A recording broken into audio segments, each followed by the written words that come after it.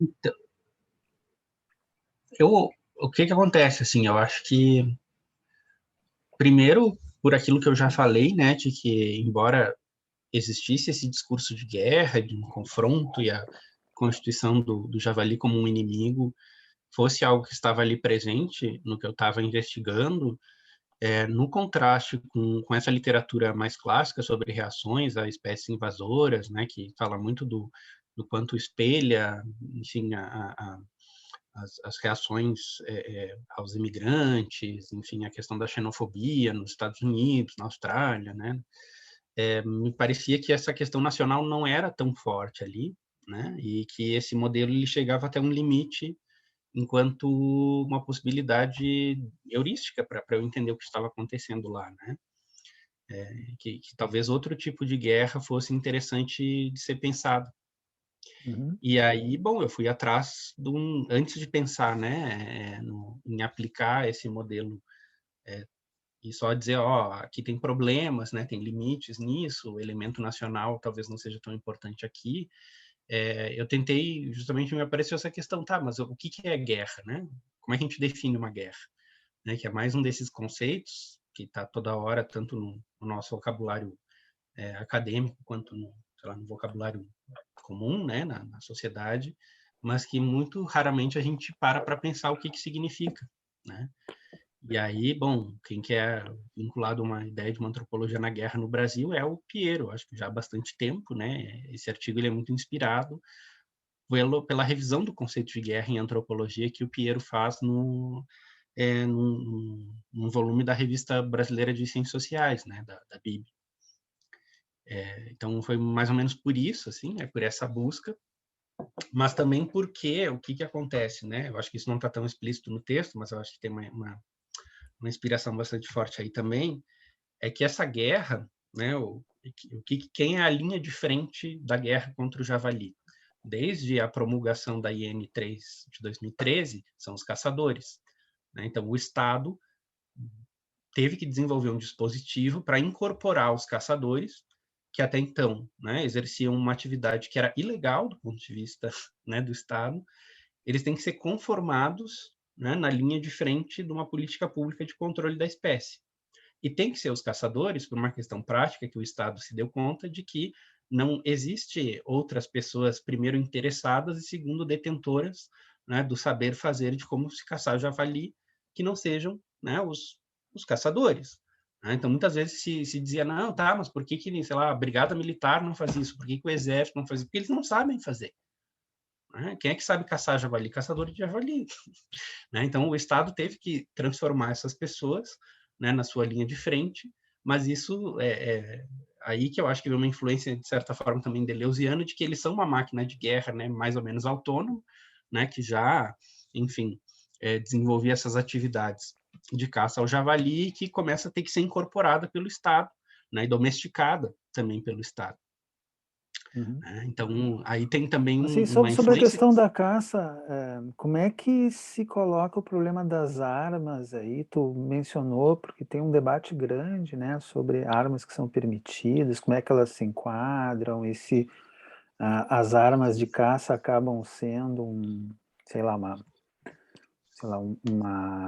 um pretexto, né, para, enfim, um novo Claro. armamentismo, né, e a proliferação desses clubes de caça. Enfim, são questões que são externas ao teu trabalho, mas como tu levantaste o problema da caça e que tanto o javali quanto os caçadores são figuras anômalas que o Estado tenta organizar, ou seja, ele tenta domesticar dentro de um dispositivo de controle e vigilância, né? Não sei se tu chegou a topar com esse problema né, Sim, claro. das armas. Sim, sim, claro, eu acabei, como eu já falei várias outras vezes, não dedicando tanta atenção a isso, mas é um elemento muito importante, né? E, de certa maneira, muitas das coisas que eu vi em campo naquele momento, né? A etnografia foi realizada ali 2014 até 2016, e acompanhando mais diretamente até meados de 2017, 18, mas era um pouco vários várias das serpentes que estão aí fora do ovo hoje em dia eu vi sendo chocadas lá, né? E me dei conta posteriormente depois disso, mas boa parte dos clubes de tiro, né, e caça que hoje estão muito organizados tiveram um impulso muito grande por causa dessa liberação da caça ao javali, né? Então, para muita gente interessada em ter armas, né, em compor pequenos arsenais privados, o javali meio que foi a janela de oportunidade que se abriu, né? E muitos desses sujeitos são a base de apoio, né, de todos esses movimentos aí de apoio ao presidente, enfim, né, e a esse argumento geral de armamento da população como um todo, né? Entraram um pouco nessa lógica, muitos mais os caçadores do que propriamente talvez os proprietários rurais que estavam ali, claro que eles dialogam, né, e compartilham uma série de valores, mas muitas vezes algumas tensões entre os dois grupos também apareciam nessa questão das armas, né? Porque é o seguinte, não sei o quanto que as pessoas estão familiarizadas com essa regulação de armas de fogo no Brasil, mas existem dois modos, digamos assim, da população civil legalizar, ter, né, acesso a armas de forma legalizada no Brasil. Uma que é o registro que se chama de CAC, né, que é caçador, colecionador e, enfim, né, Uhum. que é o regulado pelo Exército, e pela normativa do IBAMA, né, aquelas pessoas que começaram a ter autorização do IBAMA, né, para serem manejadores de javali e ter que prestar contas para o IBAMA, dizer quantos, a cada 3 meses, quantos javalis você abateu, aonde, o que você fez com a carcaça, né, tem que prestar contas, né? Mas para ser cadastrado como manejador de javali junto ao IBAMA, ou e junto ao ICMBio, no caso dessa atividade acontecer em unidade de conservação, você tem que estar em dia e cadastrado, né? Você ter o guia de tráfego e tal, esse registro como CAC, junto ao Exército. Então, o Exército teve que fazer também uma portaria normatizando que tipo de armamento os manejadores de javali estavam autorizados a empregar. E o Exército acabou emitindo uma norma que, pelo estudo, né, do qual é o poder de fogo que você necessita para bater um javali, acabou inviabilizando para fins de registro boa parte das armas que a maior parte dos proprietários rurais tem, né, registradas, mas aí muitas vezes não como CAC, mas junto à Polícia Federal para a defesa pessoal, que é outra forma das pessoas Tu terem. pode, me escapou repetir o que é o CAC? O CAC é o Registro de Armas de Fogo para a população civil junto ao Tá, Exército, tá, desculpe né, me que é o escapar. chamado, que é caçador, são 3 categorias, né, que é caçador, colecionador e o A, que eu me esqueci agora o que é. Né? Mas então, para o IBAMA, né, definiu que para você poder ter autorização do IBAMA para caçar javali, você precisa estar registrado como CAC. Muitos proprietários rurais que enfrentam o problema do javali têm armas de fogo, mas eles não estão registrados como CAC. Eles têm armas de fogo que estão registrados na Polícia Federal, numa outra categoria que é a de defesa pessoal, defesa da propriedade, uma coisa assim. Né? Então, vários proprietários rurais se queixavam, né, do fato de que, ok, a gente tem armas, a gente já faz esse enfrentamento ao javali, mas essas nossas armas, esse nosso registro não coaduna com o que o IBAMA está exigindo com relação ao Exército, né? Porque muitos dos proprietários rurais têm umas espingardas, tipo ponto .22 e tal, que, pela norma do Exército, não poderiam ser usadas para manejar o javali, mas eles argumentam que dentro do seu dia a dia, daquilo que eles fazem, e com os javalis confinados dentro das gaiolas, eles conseguem abater com essas armas, né?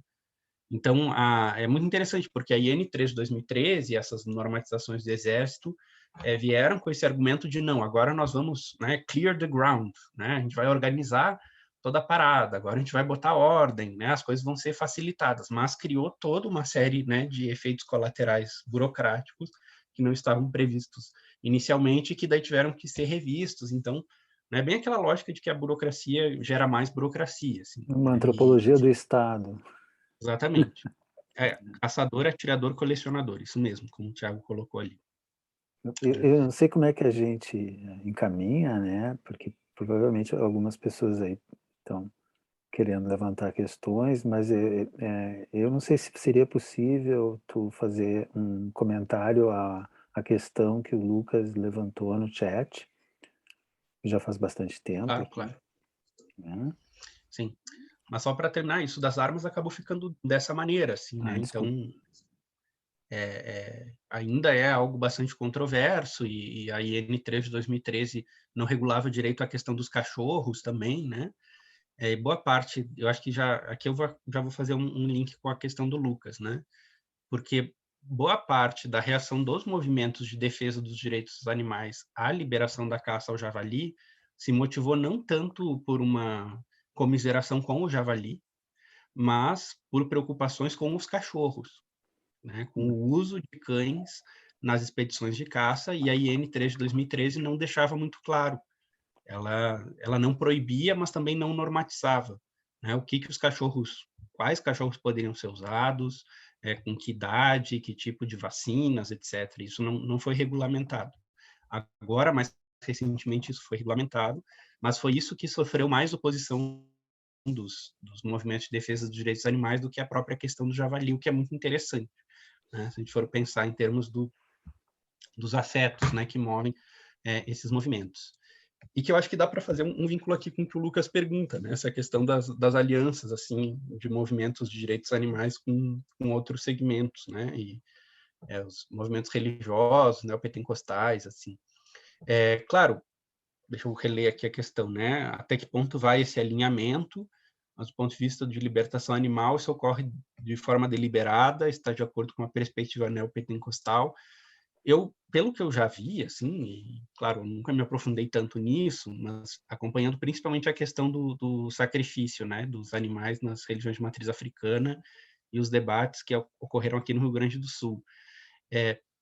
A primeira coisa que eu acho que é importante a gente pontuar é que os movimentos de direitos dos animais, isso é um guarda-chuva que envolve muitas linhagens e perspectivas diferentes, né? Então, tem desde o pessoal abolicionista, que enfatiza muito a questão do veganismo e tal, até aquilo que a gente vai chamar, talvez, mais de proteção animal, né? Que o Bernardo conhece bem melhor do que eu, assim, enfim, né? Tem uma produção bastante extensa sobre isso, que opera, me corrija se eu estiver errado, Bernardo, mas numa lógica mais próxima, não tanto dessa questão do abolicionismo, dos direitos, mas da proteção, né, da política pública, né, e tem uma gramática muitas vezes que vai para a questão humanitária, assim. E os vínculos, né, que, por exemplo, na disputa que teve recentemente, né, houve uma proposta da deputada estadual Regina Becker, né, de proibição dos sacrifícios no espaço público.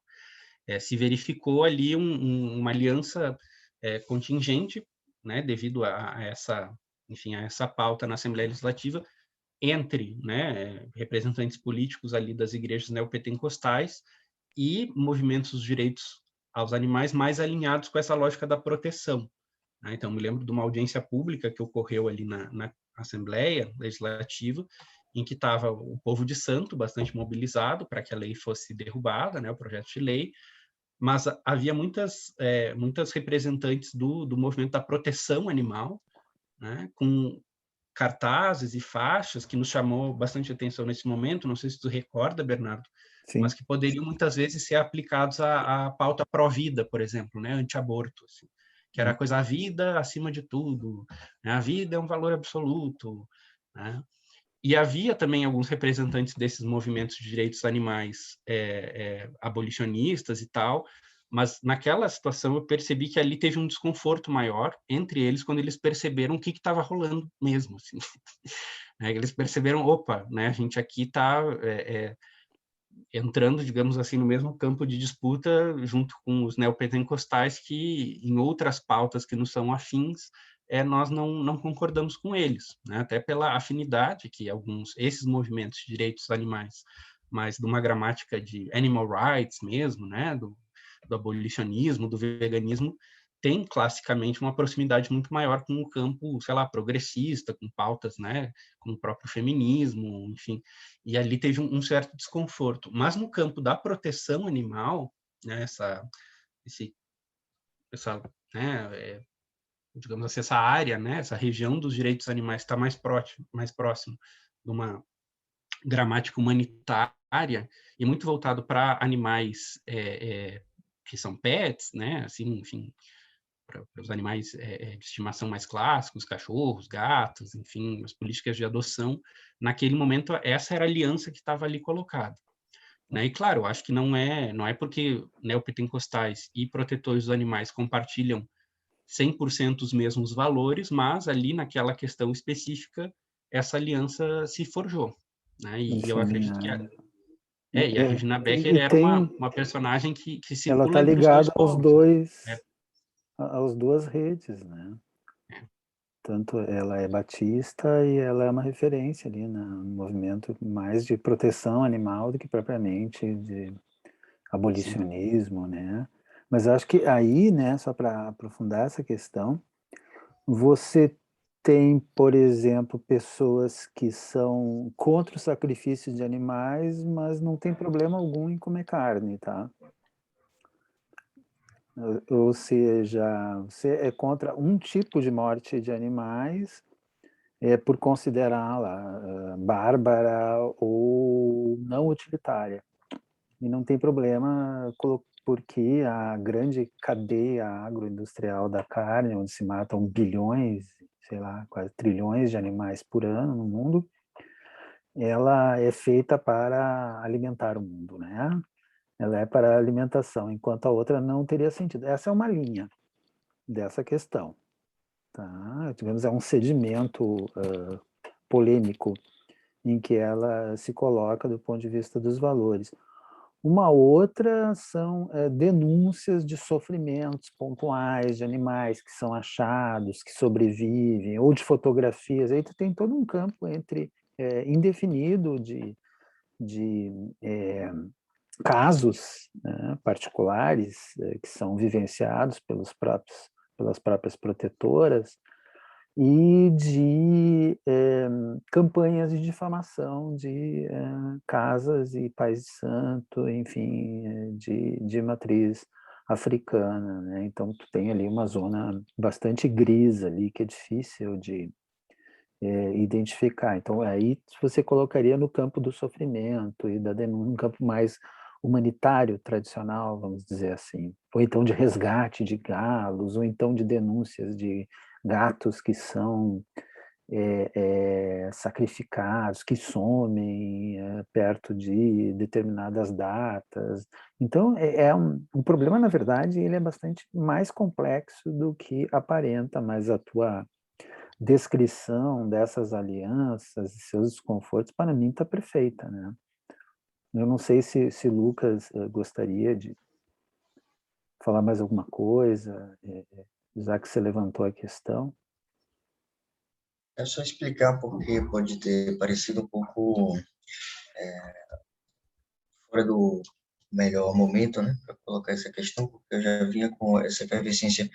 A gente tinha lido no pensamento, a gente tinha lido alguns textos do autor, Caetano, e tinha preparado uma nota de leitura, porque lá eu fui debatedor, né? Na ocasião eu tinha levantado uma questão que estava mais relacionada à indústria armamentista, ao porte de armas, e uma questão que queria saber sobre maneiras de colocar em prática ações táticas, talvez, de biossegurança, mas que não fossem necessariamente o combate, o enfrentamento armado direto. Como a gente tinha conversado sobre isso naquela outra ocasião, eu passei para um outro tópico que também tinha me despertado curiosidade, que foi esse aí, sobre o qual eu perguntei, e sim, foi muito... Acho que caiu seu áudio, Lucas. Ou você desligou o áudio, não sei, ou você completou, não entendi bem. O áudio travou um pouco aí? Travou. A gente não conseguiu ouvir O final da sua Só o fala. final. No final, eu dizia que, como já tínhamos conversado antes sobre essa questão relacionada à indústria armamentista, ao porte de armas, essa maneira adotada para se controlar o javali entendido como uma praga, o javali acelvajado, na medida em que a população cresce, pode escapar ao controle. mas que foi bem elucidada. Só queria dizer que eu toquei numa outra questão, falei sobre um outro tópico que também tinha me despertado curiosidade, mas que ainda não tinha sido conversada por nós diretamente naquela outra ocasião. Uhum. Certo, não, agradeço bastante, eu acho que isso é um tema muito importante, né, e assim, claro, eu acho que essas alianças, elas devem ser pensadas muito na lógica do que o Mauro Almeida fala dos acordos pragmáticos, né, enfim, não precisa de uma identidade perfeita, né, no campo valorativo e mesmo do ponto de vista das percepções de como a realidade é entre grupos diferentes para que em contextos específicos se estabeleçam relações para fins, né, e objetivos comuns, assim, ainda que, sei lá, talvez o animal para os grupos, para algumas linhagens, né, dos direitos animais seja muito diferente do animal do ponto de vista dos neopentecostais e sem falar, né, no povo de santo, assim, também. E no caso do javali, das articulações das alianças, me chamou muito a atenção isso, porque o que a IN3 de 2013 fez, né? E qual é o fundamento de toda a política hoje existente de controle do javali no Brasil? É a transformação de um grupo que até então era prescrito, né, era proscrito pela lei de uma atividade que é a caça, nos executores da política pública. Né? Então, era o tipo de realidade que eu vi ali na APA do Ibirapuitã, que os sujeitos que, sei lá, uns meses anteriormente, né, a IN3 de 2013, os fiscais ambientais multavam, agora são os sujeitos que estavam ali fazendo capacitação com eles para como, né, monitorar e manejar o javali desde uma perspectiva ambientalmente apropriada. Né? Isso eu acho muito interessante, né, para pensar como também o Estado, em vários âmbitos, efetua aquilo que, bom, né, eu acho que a literatura clássica das ciências sociais já mostra isso, que é o monopólio da violência, né, talvez a violência também com relação aos outros seres vivos, né, não só a violência do homem contra o homem, né, assim, uma perspectiva mais clássica, mas também o Estado começa a regular essa violência enfim, né, dos humanos contra os animais e, vai lá, talvez no limite dos animais entre si, não sei, né? Mas, Caetano, posso fazer uma provocação? Claro. Eu não conheço a história mais longa, né, dessa desintegração da caça, e só o que você fala da reintegração da caça, né? Mas, como você mencionou os anos 70 e 80 como a época em que começam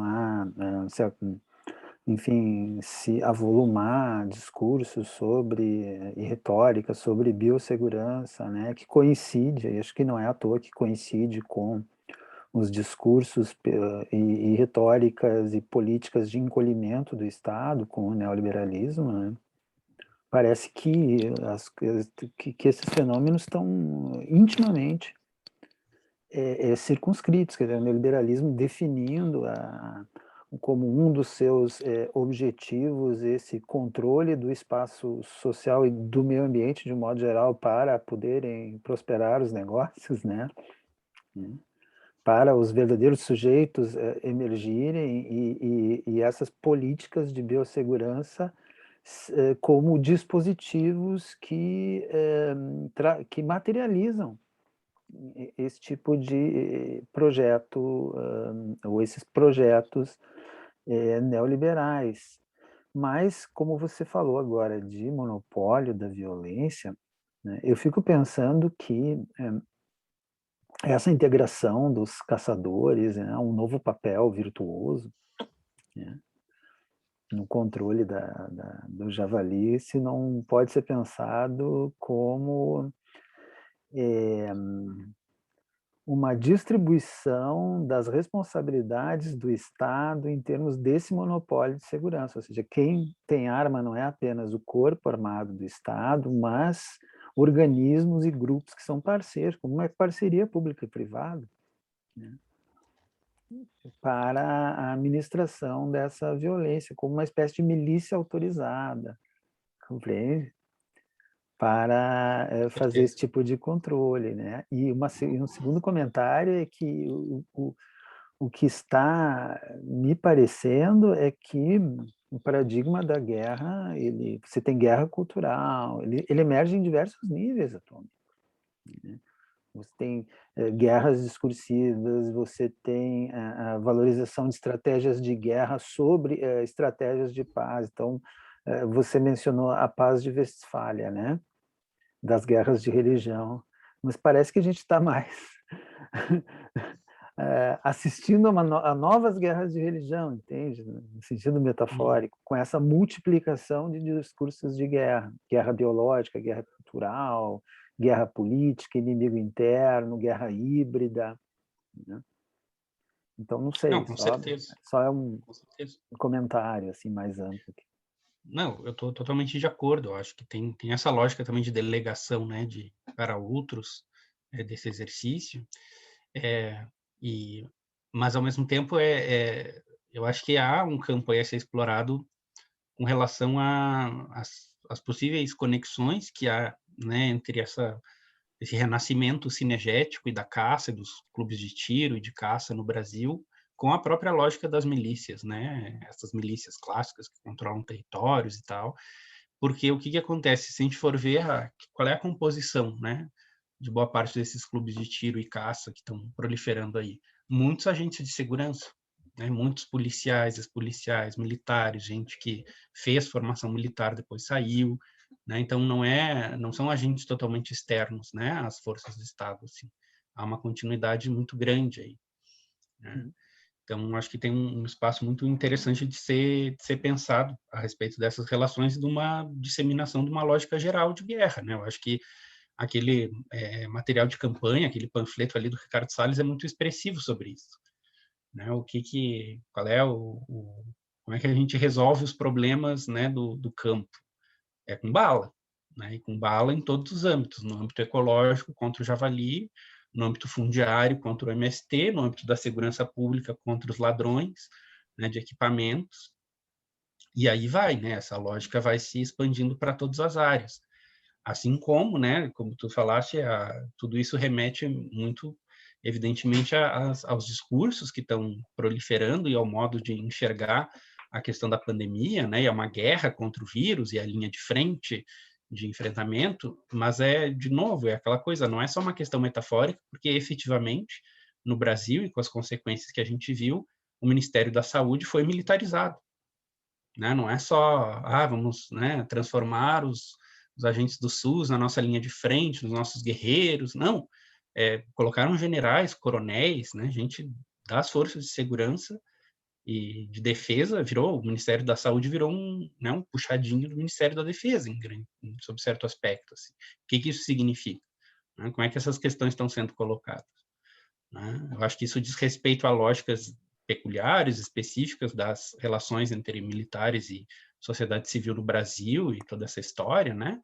Mas é uma lógica mais geral, global, porque não só no Brasil que isso ocorreu também, né? Essa militarização do enfrentamento a ameaças biológicas, né?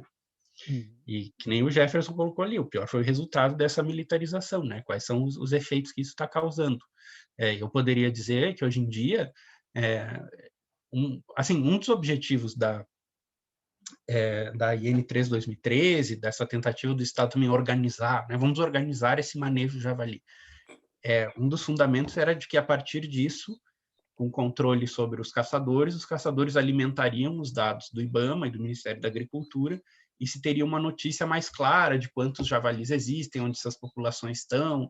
Até hoje, esses dados não foram bem sistematizados, é tudo muito especulativo, mesmo depois de toda essa institucionalização, né, da caça.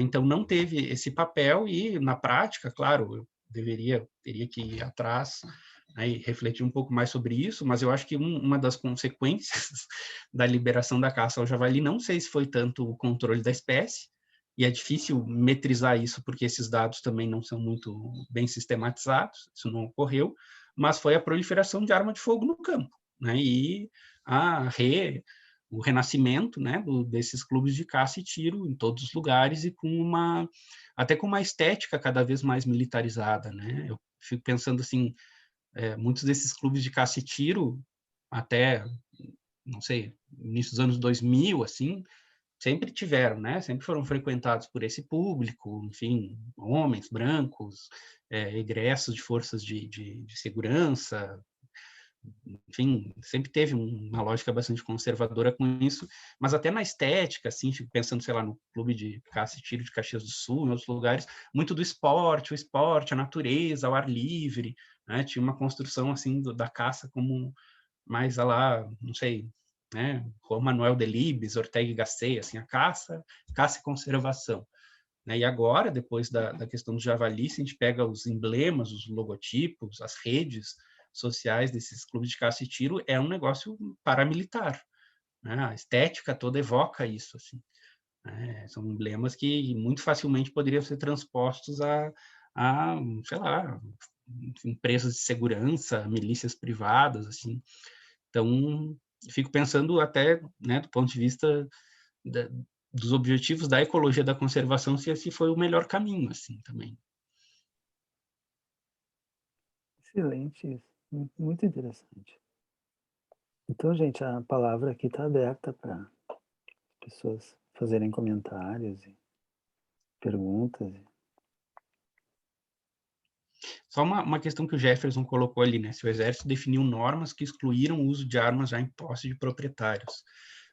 Não exatamente, mas o que aconteceu, né? A cronologia da coisa. Teve o IBAMA, baixou a IN 3 de 2013. Perfeito. Né? Aí o Exército teve que regulamentar que tipo, né, de arma de fogo e de munição deveria ser usada para o credenciamento dos caçadores como manejadores. E aí, né, se estipulou né, armas a partir de 3.53, que é né, enfim, né, um calibre bastante potente, e isso acabou excluindo, né, boa parte das armas que vários proprietários rurais possuíam, principalmente aqueles que usam espingardas, assim, né, espingardas .22 e tal, e com essas armas, né, eles não poderiam aí se credenciar como controladores junto ao IBAMA, né? Então essa era uma controvérsia que existia bastante forte naquela ocasião. Né? Então, não proibiu diretamente, mas acabou, na prática, excluindo. Assim. E eu me lembro assim, de algumas audiências públicas, né, em que os proprietários rurais diziam isso. Não, vocês... o Estado não quer quer evitar também que a gente contrate caçadores, digamos assim, profissionalizados, né, que a gente...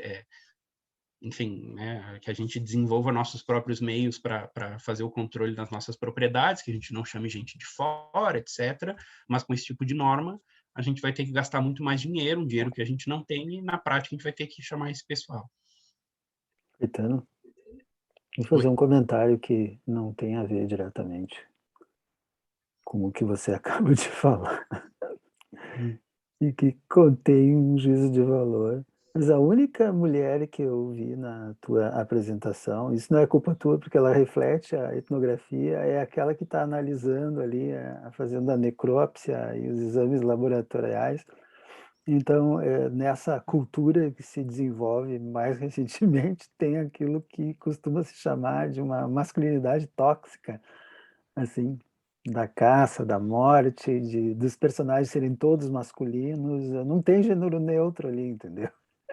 É Não, masculino mesmo, quase que é um ambiente, exclusivamente, né? Masculino absolutamente hétero, né? masculinizado. Masculino heteronormativo, né? Totalmente, totalmente. E algumas mulheres, assim, participavam dessas ocasiões, né? Mas muitas vezes eram esposas, né? Que os sujeitos levavam, assim, enfim, era sempre uma participação meio subsidiária, né? Uhum. E no caso ali da atividade dos cientistas, isso chamava muita atenção também, porque eram várias pesquisadoras, né? Agrônomas, biólogas, veterinárias, que iam lá coletar as amostras, muitas vezes fazer as necropsias, e os homens que caçavam, né? Tinha quase uma coisa estereotipada, assim, do homem primitivo, né? Divisão de papéis. O homem que caça e a mulher que aquilo era uma espécie de cozinha também, né? No último capítulo da dissertação eu faço um pouco um paralelo com isso, né? Tinha um processamento ali daquelas entranhas, daquelas coisas, né? Nas necropsias que evocavam uma coisa um pouco culinária, assim, até porque boa parte depois dessas carcaças eram destinadas ao consumo, mas que também implicava uma divisão de gênero, né, bem forte. E na própria gestão da unidade de conservação lá, quando eu cheguei, né, imagina, uma área de conservação enorme, 316 mil hectares, mas tinha 2 gestores, né, 2 funcionários ali do ICMBio para gerir tudo, né, e era um homem e uma mulher. Então, quem fazia as atividades de campo, quem eu acompanhava mais nas vistorias, lá nas propriedades que tinham construído gaiolas, enfim, era o homem, né, que era o Raul, o nome dele, e a outra colega, ela cuidava mais das questões de escritório, né, era a Iridiane o nome dela.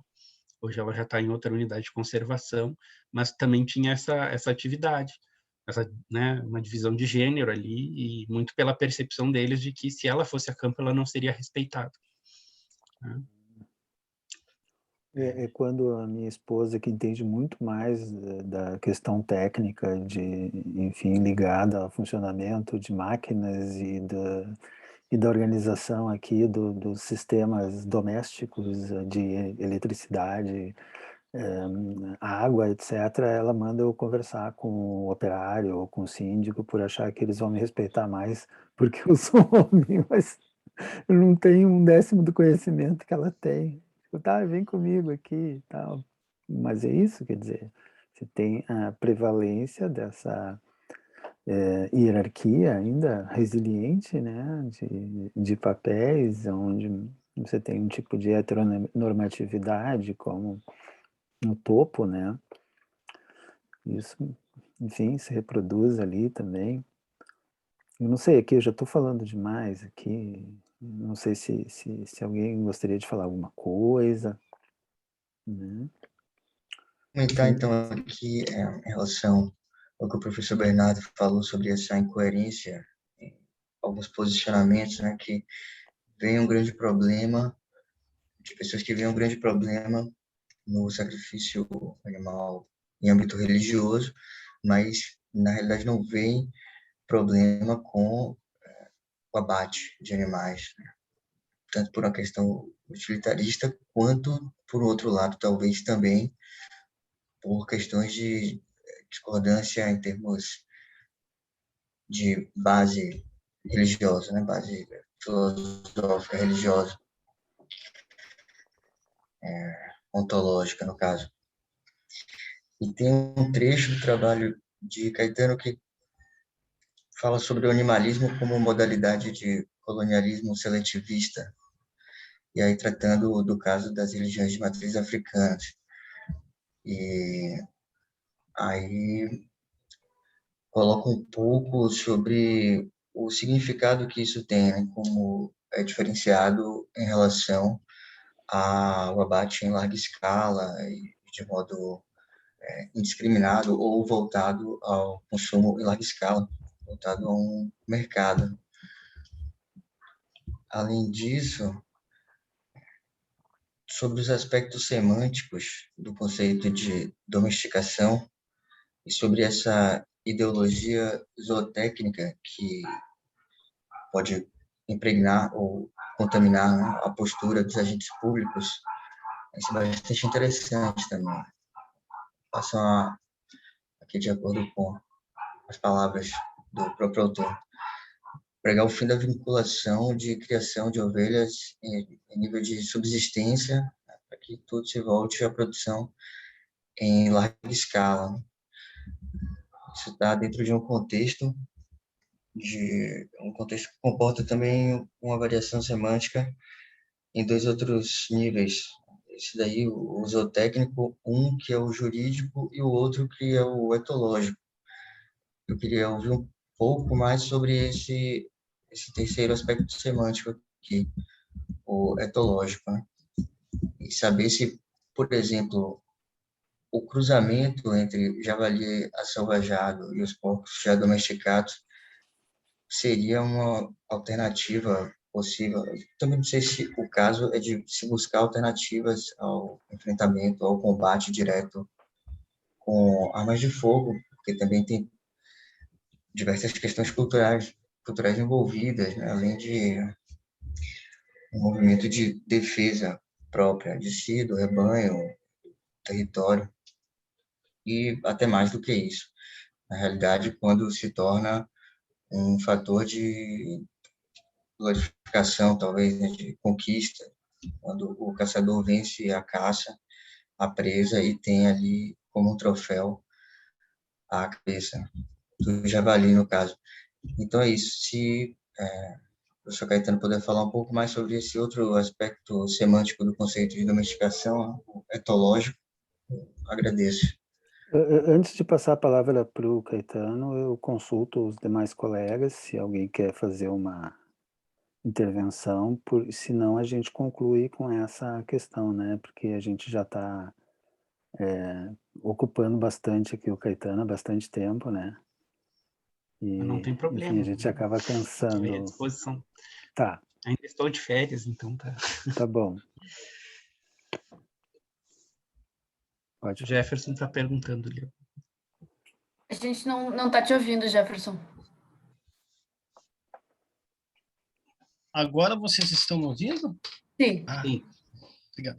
Não, eu queria fazer uma pergunta para o Caetano, mas assim do sentido de como foi o andamento da pesquisa dele, porque até você cita ali bem no início do teu texto o ex-ministro Salles, né? E logicamente após a publicação do texto, Salles teve digamos, a trajetória dele política teve outros aspectos, né? Assim, caiu tudo isso, né? Então eu queria ver mais assim como foi para você fazer um trabalho etnográfico onde você estaria, né, lidando com pessoas que têm esse papel, na minha opinião, tóxico na política, né? Enfim, o Salles esteve envolvido na exploração de madeira, uma série de coisas assim, né? E você até fala no teu texto dele, ele, digamos assim, ele passeia pela tua narrativa, né? E depois ele tem um outro desenvolvimento, a trajetória desse político, né? Então, eu queria mais saber assim da tua experiência em campo com esse pessoal, um pouco aquilo de você estudar as pessoas que têm tem provoquem na gente, né, em função do que defendem, do que representam politicamente um certo estranhamento, né? Queria te ouvir mais nesse sentido, assim, da tua experiência de campo, né? Obrigado, Jefferson, pela questão interessante. Mas eu vou voltar ali ao que o Lucas questiona.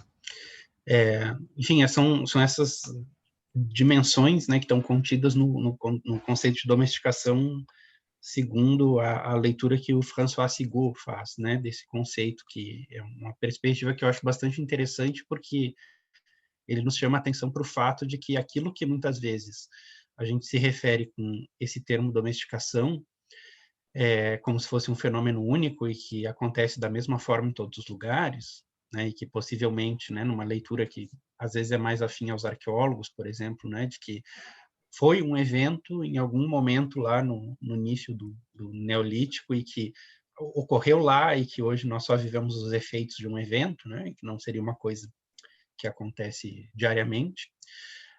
Ele vai nos dizer, olha, a gente tem que explodir esse conceito, né, em pelo menos 3 dimensões que não necessariamente ocorrem juntas nos sistemas domesticatórios, né, ou nos processos de domesticação, tal como a gente vê na etnografia, no registro histórico, né, que é um elemento, um aspecto jurídico, que é quando os animais e as plantas se transformam em objetos de relações de propriedade com relação a grupos humanos, né, o animal ser posse de alguém, enfim, ser reconhecido como mercadoria que pode ser vendida e tal, né, e pode ser trocada. O aspecto zootécnico, digamos, da questão que tem a ver com o controle da reprodução, né, dos animais, enfim, a criação de linhagens e, enfim, todas as técnicas voltadas para isso, e o aspecto etológico, né, que diz respeito a comportamento, etologia é a ciência do comportamento animal, que é a familiarização entre humanos e animais a partir de técnicas como a domesticação, não, desculpa, mas como a doma, a familiarização, né, enfim, e que não necessariamente todos esses aspectos ocorrem juntos e da mesma forma ou na mesma sequência, né?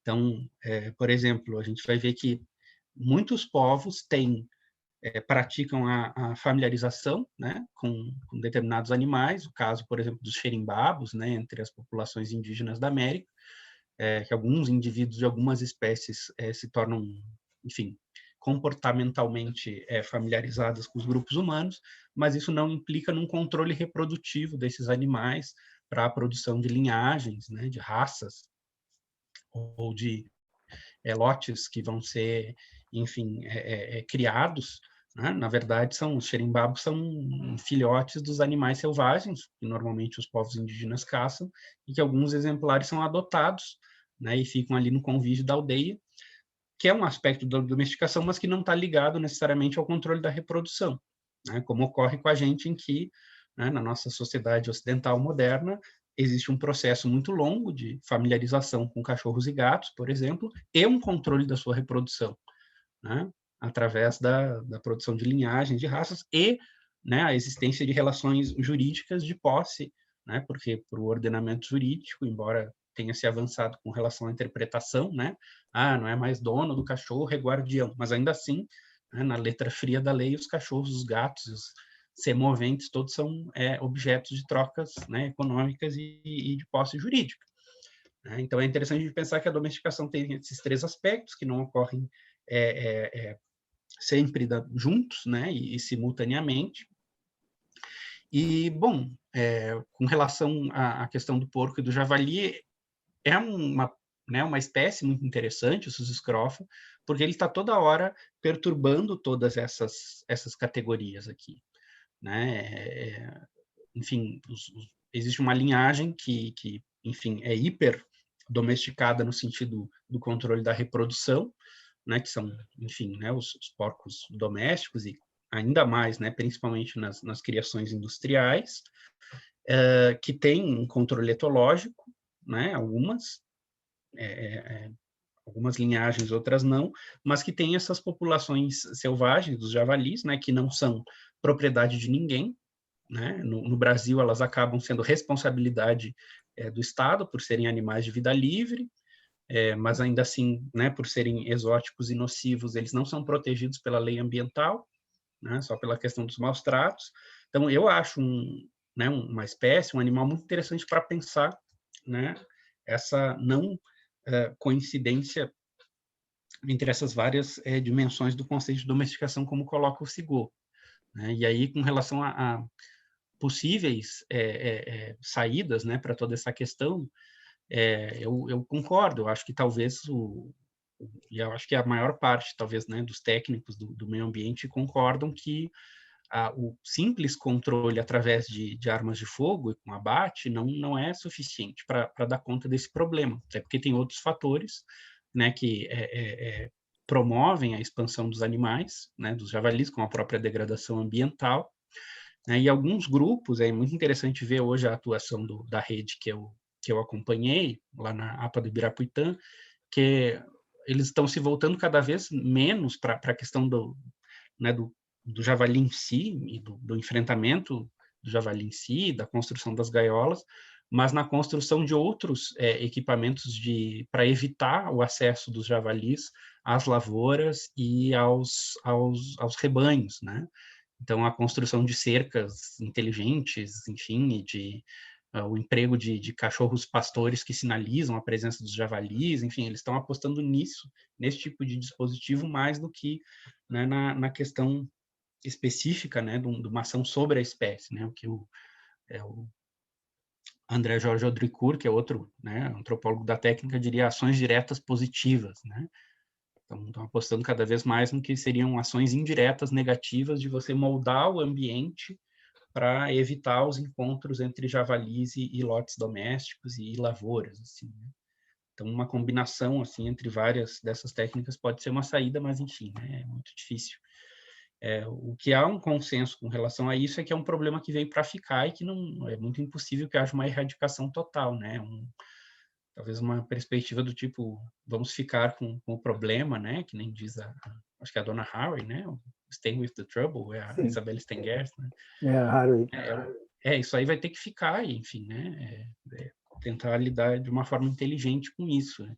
O contraste com outros países é interessante, né? A gente vai ver que nem o trabalho do Aníbal Arregui, na Espanha, mostra que lá também, né, na Europa está havendo uma proliferação muito grande de javalis por uma série de questões, mas é muito curioso, porque as pessoas desenvolvem reações bem menos agonísticas, né, com relação a esses animais, inclusive aqueles que perambulam nas periferias das cidades, né, em Barcelona, em várias cidades os javalis estão entrando nas periferias urbanas, assim, enfim, e não, nem os animais manifestam o mesmo tipo de comportamento tão agressivo e violento como ocorre aqui, nem as pessoas lá, né, têm reações do tipo agonístico ou pensadas no modelo de guerra como a gente tem visto mais frequentemente aqui, o que mostra que nem todas as relações com o javali necessariamente devem ser pensadas e articuladas nessa lógica de guerra, assim, né?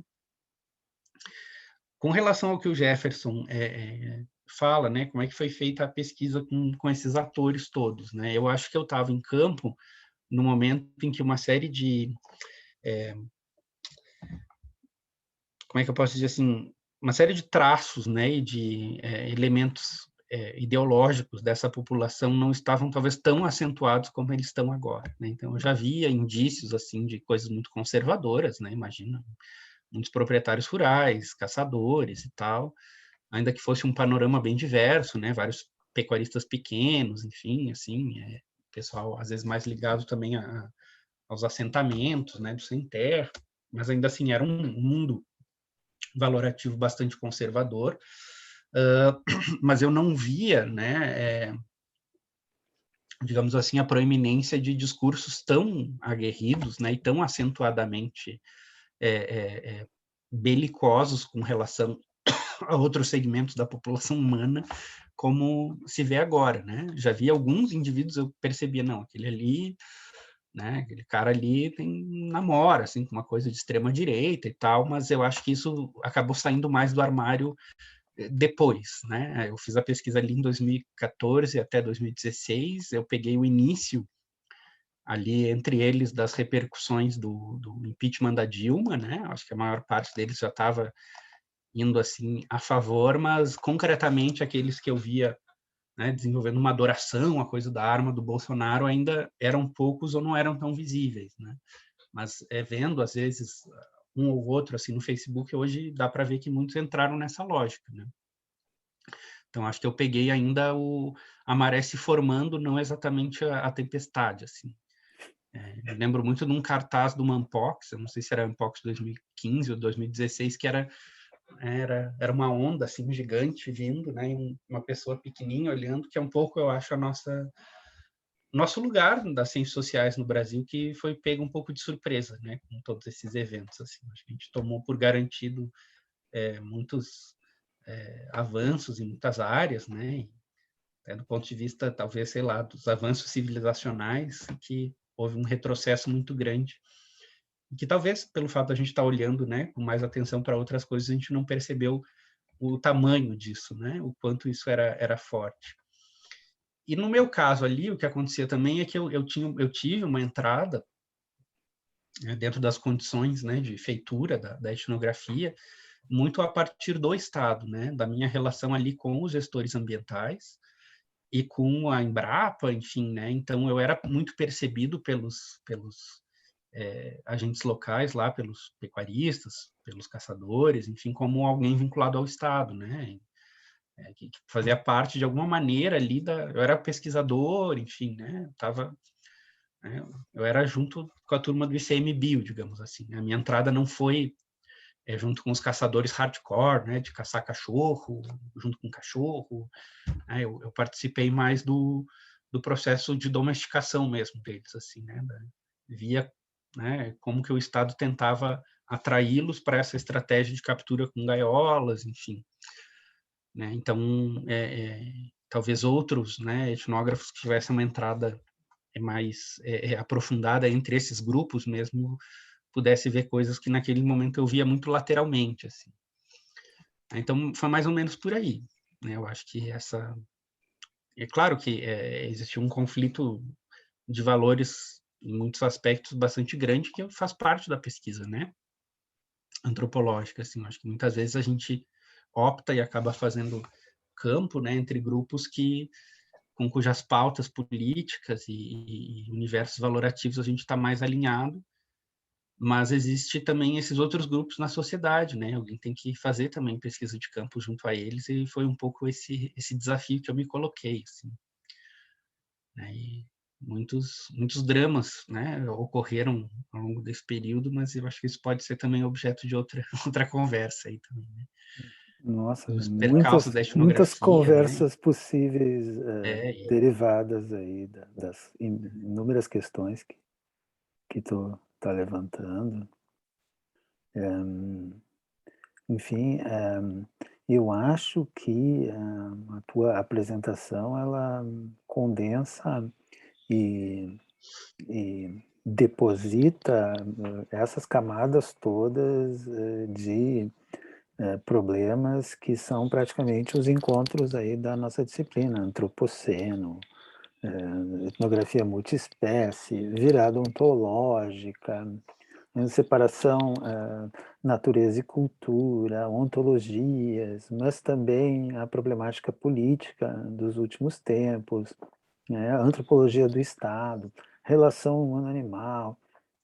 Nossa, como poucos trabalhos têm esse escopo tão abrangente e interrelacionante, né? Mostrando que essas questões estão todas emaranhadas, né? Não é mais possível se pensar a etnografia sem dialogar com outras ciências, com aportes que vêm também da área da filosofia, do direito, né? Da ecologia, né? E estamos lidando com valores e culturas que estão em transformação, né? Não sabemos ainda para onde, né? Por enquanto, os sinais não são muito positivos. Mas eu não sei se há alguma questão mais, se alguém quer falar. Bom, se não, então, só me diga, por favor. O Lucas perguntou ali, IBAMA e CMBio como principais órgãos controladores. Sim, no caso do manejo, né, do javali, são os principais órgãos, né? Enfim, o IBAMA porque, enfim, né, cabe a ele a regulação do meio ambiente, enfim, e sendo uma população de vida livre, né, coube ao IBAMA normatizar isso. Até porque os animais de vida livre no Brasil, eles são, ao contrário do ordenamento jurídico de outros países, eles são como se fosse uma propriedade da União, né? Isso é bem interessante. Assim, na Argentina se considera, por exemplo, e no Uruguai, que os animais de vida livre são res nullius, eles são coisas de ninguém. No Brasil, assim como as riquezas do subsolo, os animais silvestres, a fauna silvestre e a regulação, toda ela é da União. Então, concretamente, para um animal poder ser matável do ponto de vista legal, o Estado, né, a União, tem que definir isso. O E Estado o é dono de tudo e para qualquer um se apropriar de algo é porque o Estado cedeu. Isso aí, essa é a lógica, basicamente. Né? E o ICMBio, bom, quando a atividade aí ocorre dentro de uma área protegida, né, uma unidade de conservação, ou uma APA, como no caso ali onde eu fiz o trabalho de campo, aí eles também, como gestores da área, têm que regular isso. Ok, então, Caetano, muito obrigado pela fascinante exposição. Acho que todo mundo saiu bastante motivado né, a tentar fazer um diálogo entre a tua apresentação e as suas próprias etnografias e problemas, né? Lembrando que a gente tem uma aula ainda de conteúdo, né, que vai falar do problema da saúde única, né, e que é a próxima, né, que, enfim, a bibliografia, se vocês, não sei se alguém tiver menos fluência em inglês, a gente pode conseguir uma dessas traduções de Word aí para as pessoas lerem, né? Por incrível que pareça, ainda existe algumas dificuldades, né, no acesso a outras línguas, tá? Então, eu espero, Caetano, que tu venha muitas vezes, né? E que a gente possa assistir as tuas aulas aí quando tu fores docente lá na Federal de Santa Catarina, né? Quando assumires lá. O Caetano Eu que vai se agradeço, integrar ao Leonardo. corpo docente, porque passou em primeiro no concurso lá. O último que foi Calma que ainda feito. não foi publicado nada, ainda tem Não, tá, a muitas gente não águas vai aí. cantar Vitória antes do tempo, mas sim, fiquei muito orgulhoso de você. Obrigado. Tá Boa bom? tarde, gente. Então, eu que Então, um agradeço aí abraço a a conversa. todos e Boa todas. tarde. Até mais, Parabéns, então. Caetano, pela exposição. Valeu, brigadão. Tava excelente, viu? Até mais. Professor? Professor? Alô? Oi, professor. Sou eu, Jonathan, estou falando. Sim, tô te ouvindo, Jonathan. Ah, tá. Então, o senhor falou há pouco, né, sobre a dificuldade de acompanhar, né, leitura, textos, na verdade, em inglês, e eu tenho muito dessa dificuldade, e aí, se puder disponibilizar o texto em português, eu Sim, agradeço. eu não tenho uma Ler, tradução propriamente dita, tá? Nós temos entendi. ferramentas, você entende? Que fazem a Ah, tá. tradução mecânica através... Eu faço assim, ó. Quando eu leio em inglês, mas às vezes eu quero ler mais rápido, então eu faço uma primeira versão em Word. O Word, sabe, ele tem